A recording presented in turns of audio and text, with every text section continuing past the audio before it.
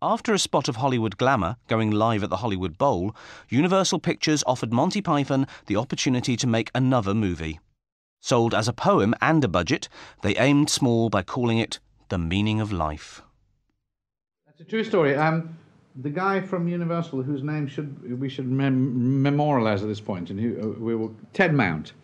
They wanted to know what we were doing, and we didn't want studio notes. We'd all been kind of aware of Hollywood by now, so we took in a poem I'd written.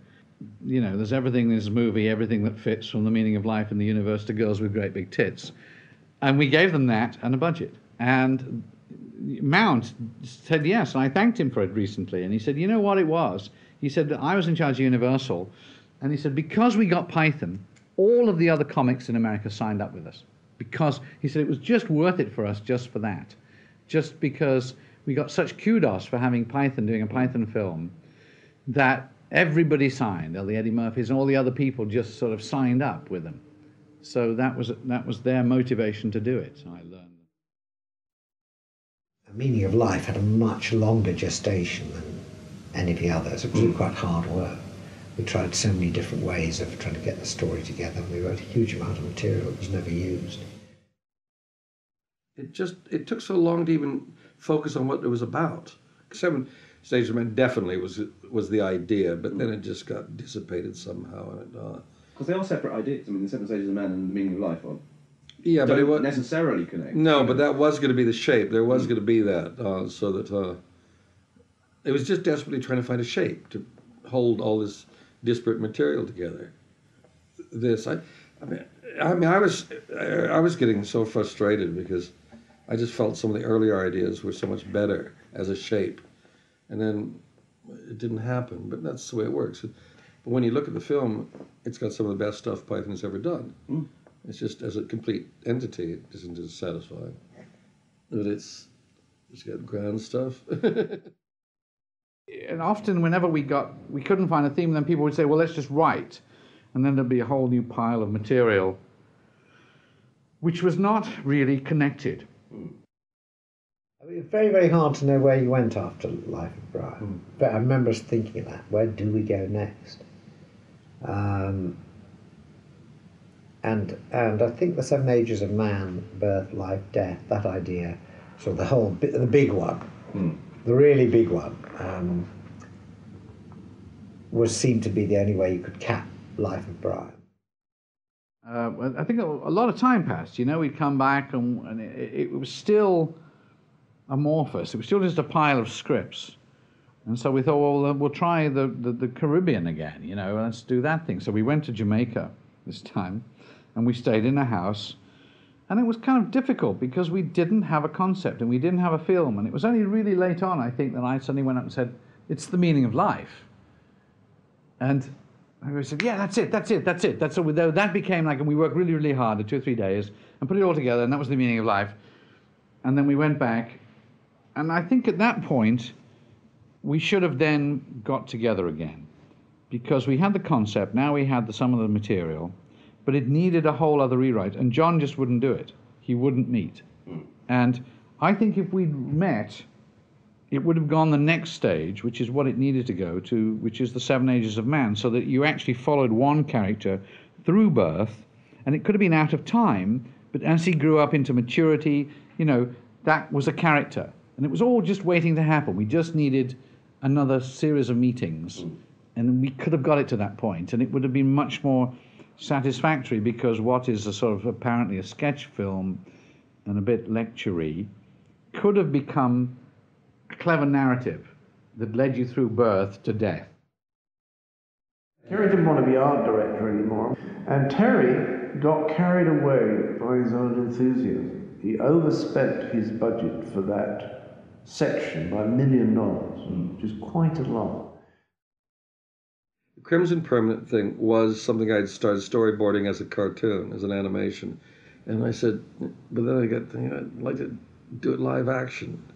And that was, people don't pay attention to what that really means. And so I did it. And then when, once we started cutting the film together, what I had done didn't fit in. The whole thing was supposed to go, 2/3 of the way in the film. into the film, and it just wasn't working because the rhythms were so totally different, and the whole film just ground to a halt while that started to lumber its way through. And they, in the editing, I mean, everybody was just saying, well, you got to cut it short, you got to cut it short, you got to cut it short. It's worse than working for the studios. And I just... Everybody as in the group was saying? Yeah.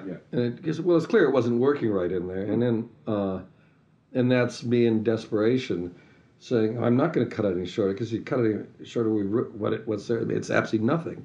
So I said, let's remove it from the film and stick it as accompanying short up front.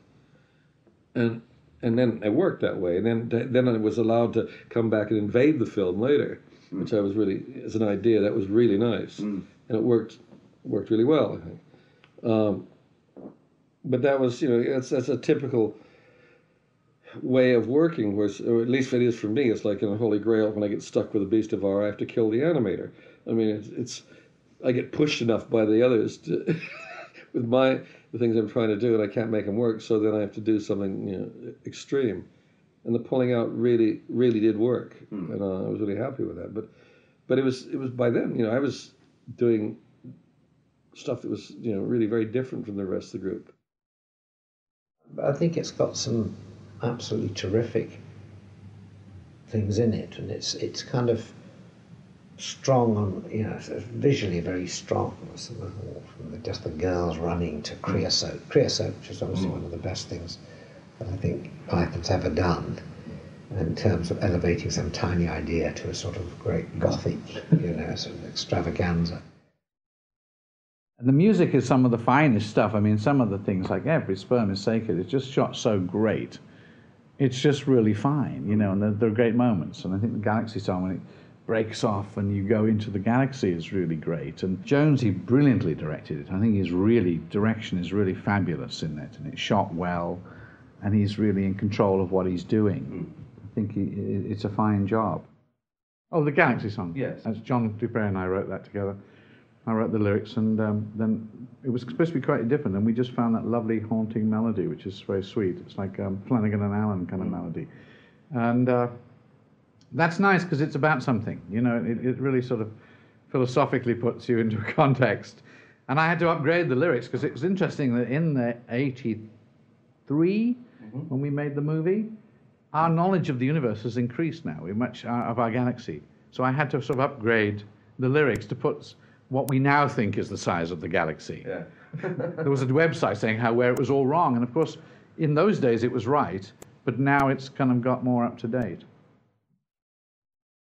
I personally got very, very fond of the liver donor. It was just great. I mean, it's gross, it's nasty, it's violent.